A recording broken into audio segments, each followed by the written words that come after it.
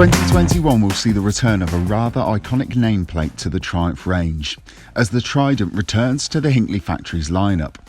It brings with it a new entry point into Triumph triple ownership, and what Triumph hopes will be a new benchmark in the middleweight naked sector. The bike features a revised version of the 660cc three-cylinder engine that used to reside in the A2-friendly Street Triple S.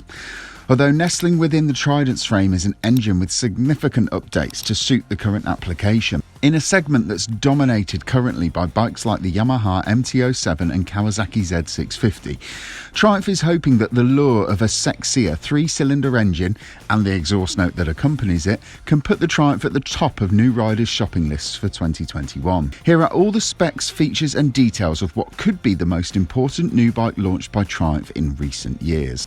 At the heart of the machine is a 660cc liquid-cooled 12-valve inline three-cylinder. The bike is available, as I've mentioned, as an A2-friendly 46 bhp version. In unrestricted form, the bike will produce 80 bhp and around 47 pound-foot of torque. One of the main updates made to the Trident engine is the change to the bore and stroke over the Street Triple S unit it evolved from.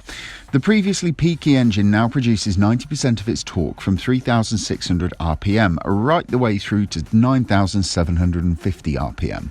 Performance aside, Triumph has worked hard to reduce the post-sale cost of Trident ownership, with servicing being the most obvious area for refinement.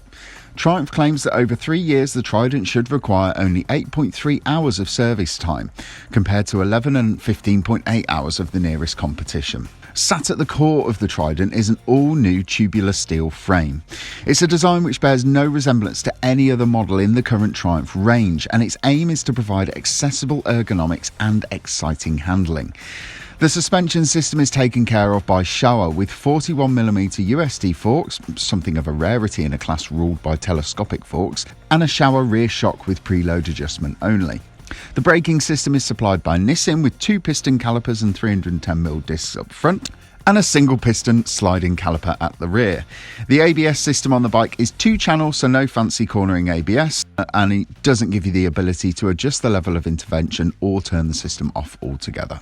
Crowning the cockpit of the Triumph is a stunning-looking hybrid TFT screen that features a reverse LCD rev counter and speedo at the top, with a TFT for the riding modes and settings at the bottom.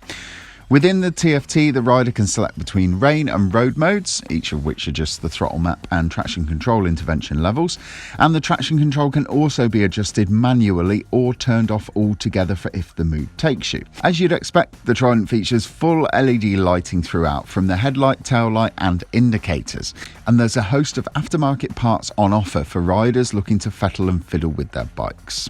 The new 2021 Trident is available in Silver Ice and Diablo Red, Matte Jet and Matte Ice Silver, Crystal White and Sapphire Black.